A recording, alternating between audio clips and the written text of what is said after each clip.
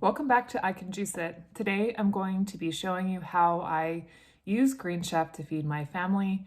I've been using them for a few years now, and I'll show you my tips and tricks on how I order 2 servings and feed my family of 4, 2 adults, 2 kids, how I add in additional sides, additional veggies, as well as plan a bit farther in advance in the day and make some things so that no matter how the recipe goes, whether it works out or not, whether my kids or my family likes the recipe or not, we are all happy at the end of the day. So I began using greenchef probably 3 years ago, and I don't use them every single week.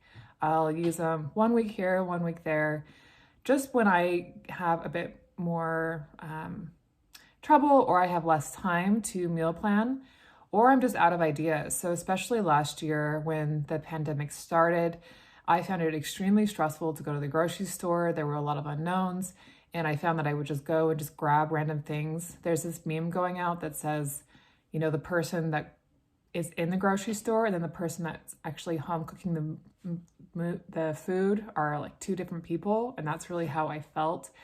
Is I had these grand plans, and then at the end of the day, there was just no way that that was going to happen. I was just kind of in denial about what I was capable of. And so what this does for me is it gives me a bit of structure. It gives kind of a fallback meal sometimes too.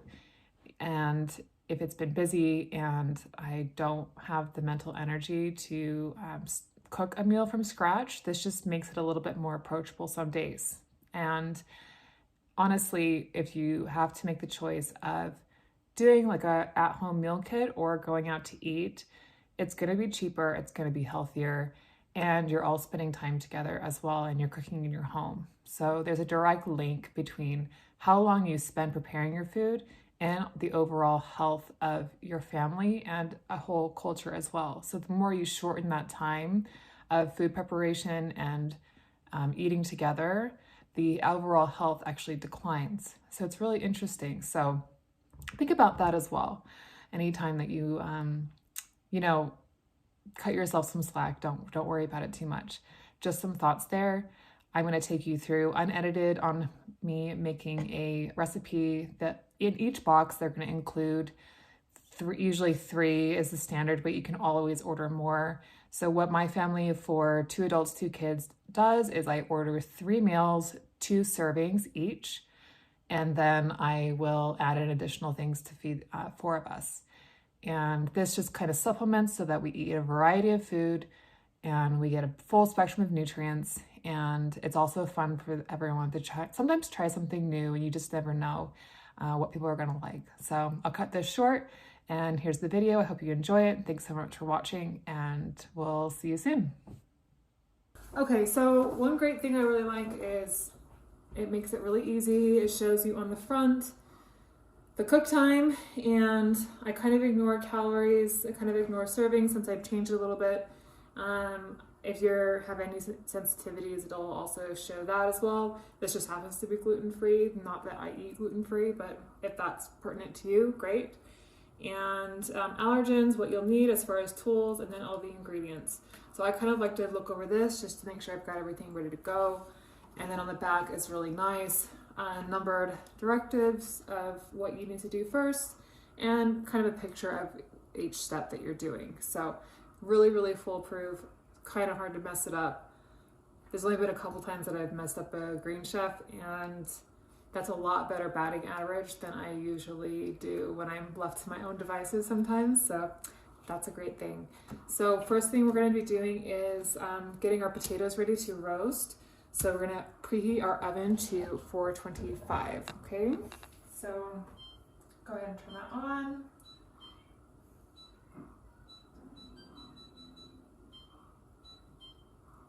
And get that going. So there's going to be a little bit of a fan there.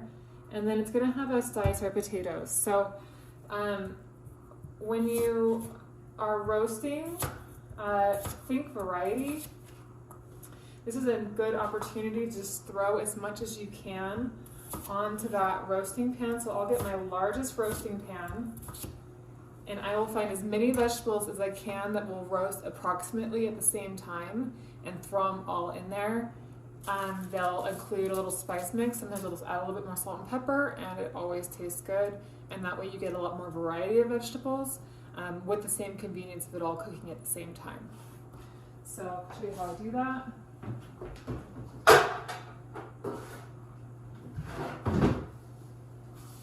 Okay, so this is like an extra large baking pan. And also another thing is all the directions always say to place the potatoes in a medium bowl and then you put your spices in your oil. Another way to save time is just to throw everything on the pan, mix it all together on the pan with my hands, as long as I've washed them, of course, and then that way it just saves me another bowl that I don't have to wash anymore.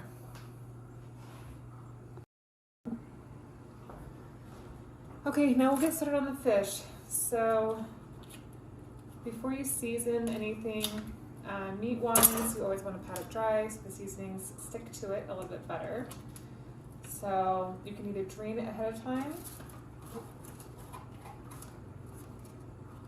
So we've got 2 little fillets here, which is great. So we're going to pat these dry. Okay, so we're patting. Nice and dry. Nothing sticks to them. And today they're having me use a garlic, paprika, and herb blend. And they send them to you in these little packets, which is nice. And I really like the seasonings that they do. They always taste really good. It's kind of that, part of me thinks, how something always tastes better when someone else prepares it. Well, I also think it's true that it just tastes better when someone else is seasoning it sometimes. So just coat all sides. And so that's all. Just scrape it all up on the pan. There we go.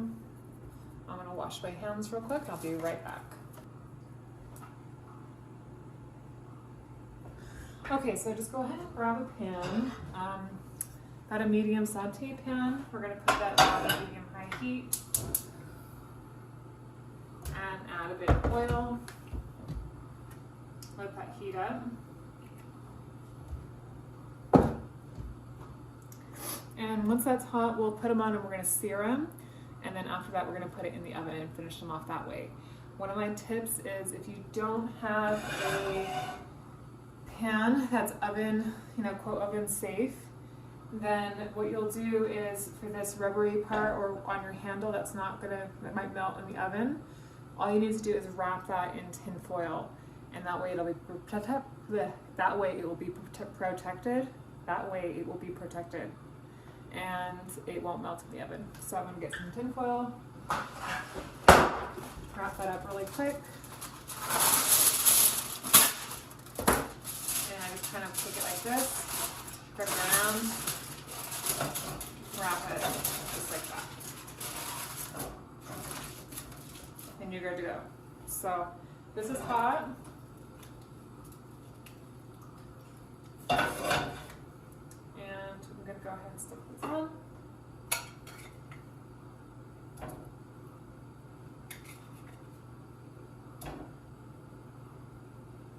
Set that aside.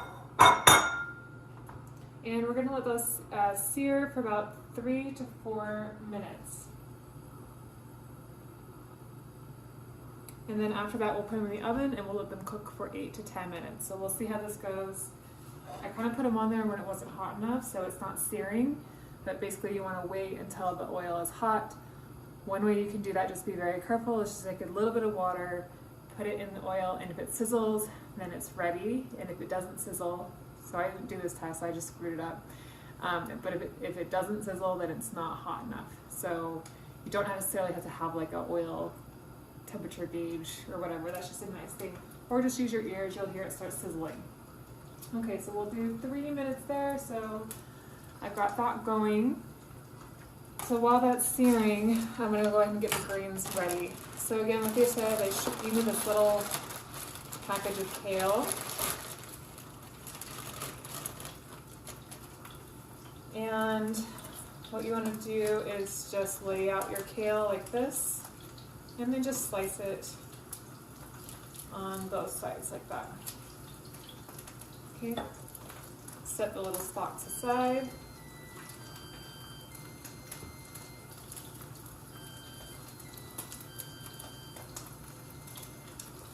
Get those ready.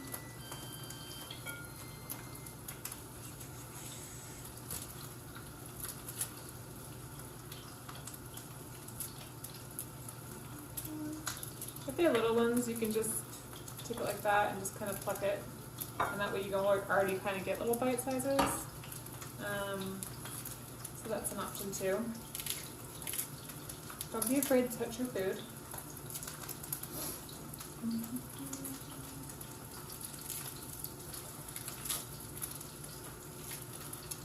Okay, give that a quick chop.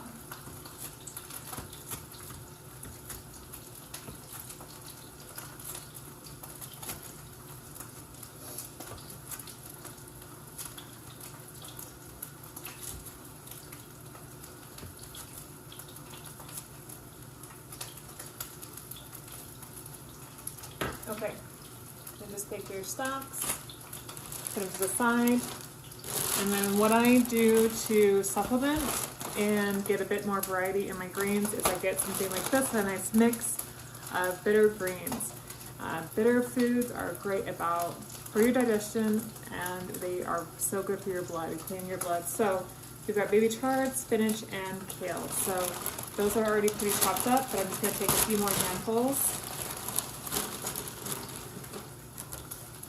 Stick them on here and just like very rough chop.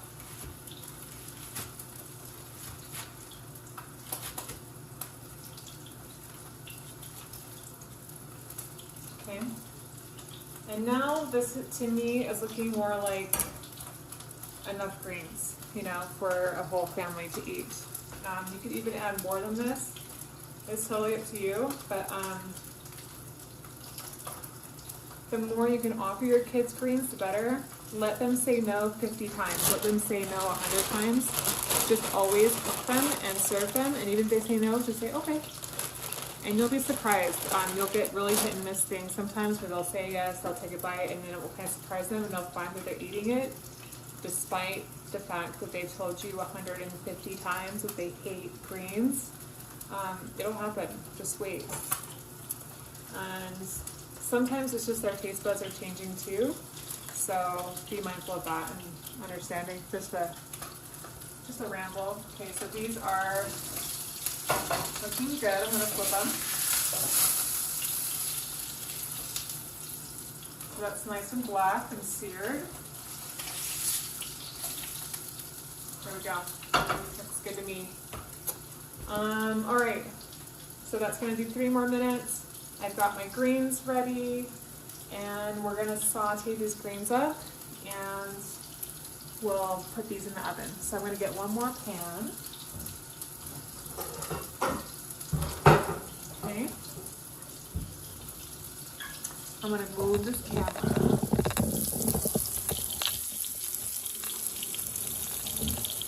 Just like that. Okay, so now I've got 2. And we're going to do a little bit more oil. I love sauteing greens, especially in the winter. So it's January right now while I'm filming this. And I don't know about you, but like a cold salad just does not cut it in the winter. So also when you saute your greens, if you have any troubles or get indigestion from eating raw greens that you just can't break them down as much as or as well as you'd like to, saute them first. It's like giving your digestion like a jump start or like a little push to be able to absorb those and digest them really well. So, okay. So we've got medium-high heat, and we're gonna stick our onions on. You want more onions? Sometimes I just save these for other things that I'm just using a little bit of onions for, and I'll chop a whole onion and put in there. I don't want too many onions on this very particular day. So I'll just go ahead and use these. But again, onions are cheap. onions, you can easily double, triple onions. They add a lot more flavor to the dish. Another way to boost it and make a little bit more food with what you've got. So I'm just going to stir those around and get those going.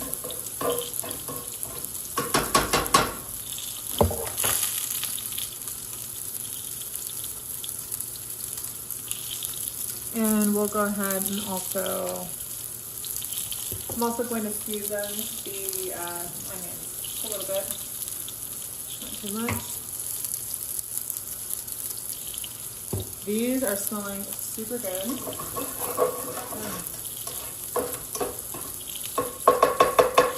Fish is so easy to make. It always amazes me.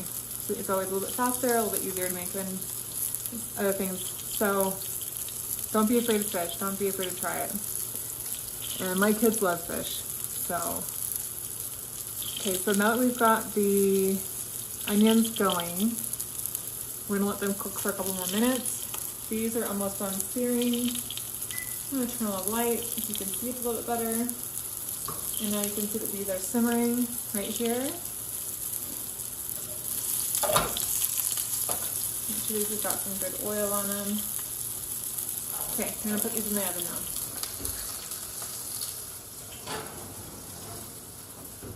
My veggies look good in there. Now you can probably hear me a little bit better because it's not so loud from searing fish.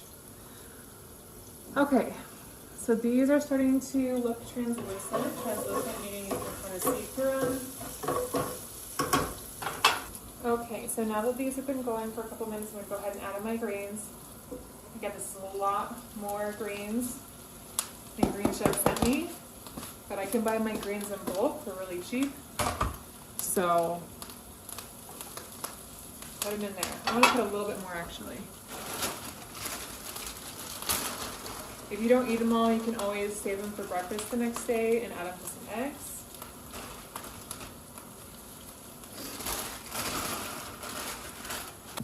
And to that, we're going to add a tomato. So, tomato, again, we'll cook it. It'll digest a little bit better.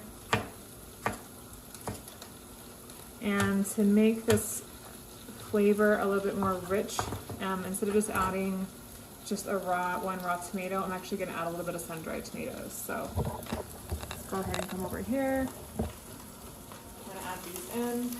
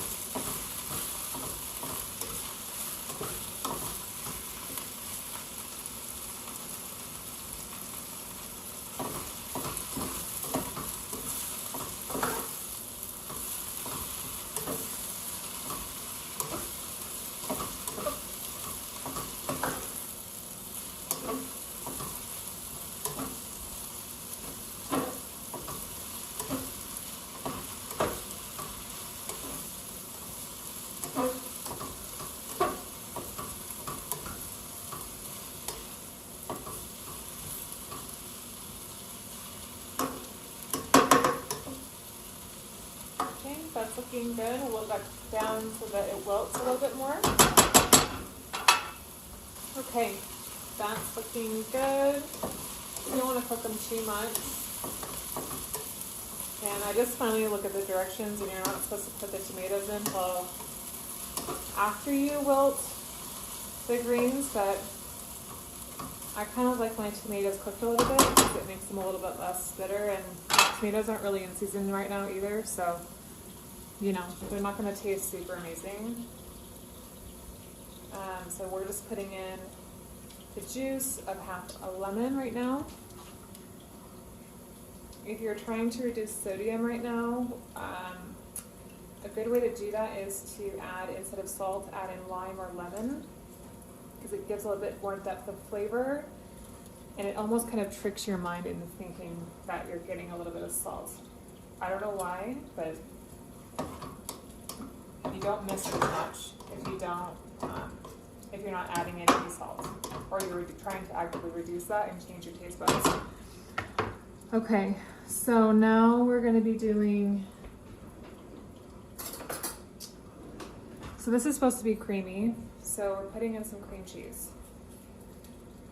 If you're dairy sensitive, or if you prefer a dairy alternative, there's plenty of dairy-free cream cheeses that you can use. But this is going to make it creamy, a little bit more rich, as well as some Parmesan cheese.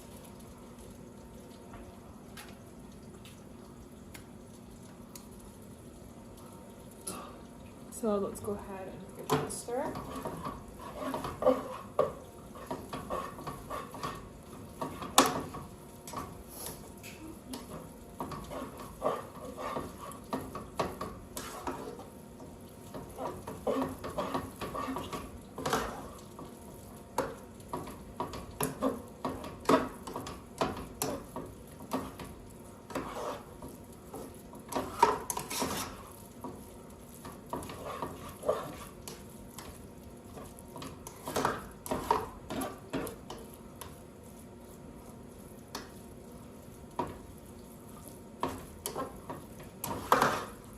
I don't know, maybe you were raised on cream spinach. I wasn't. My mom was more of a oil and vinegar sauteed spinach kind of person. She'd buy the frozen box of frozen spinach and then microwave it, and then she would put in oil and vinegar. And I always thought it was so disgusting, but now I kind of crave it all the time. So I'm going to give that a quick taste.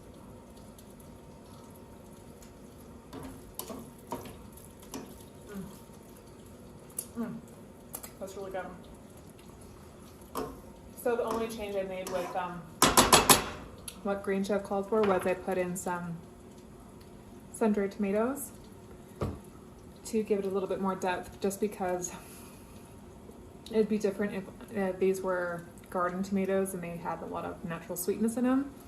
Sun-dried tomatoes basically is what they're doing is cooking it, concentrating the sugars. It'll make it a little bit more sugary, sweeter. But you're not adding in sugar. You're just changing the composition of your ingredients. So that's done. That side's done. So I'm going to set that aside. Make sure my heat's off. I've got 10 more minutes on the fish, and let's see. 5 more minutes, excuse me. I have 5 more minutes on the fish and the veggies, and I'll show you how I plate this up.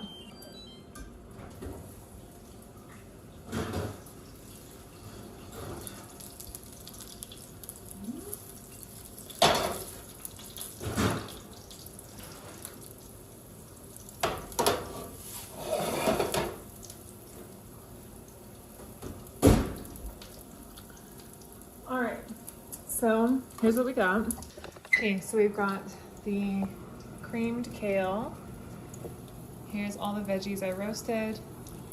And then here's the fish, still simmering away a little bit. Let's go ahead and get this, eat this and try it. Ready, Eric? Ready to try it?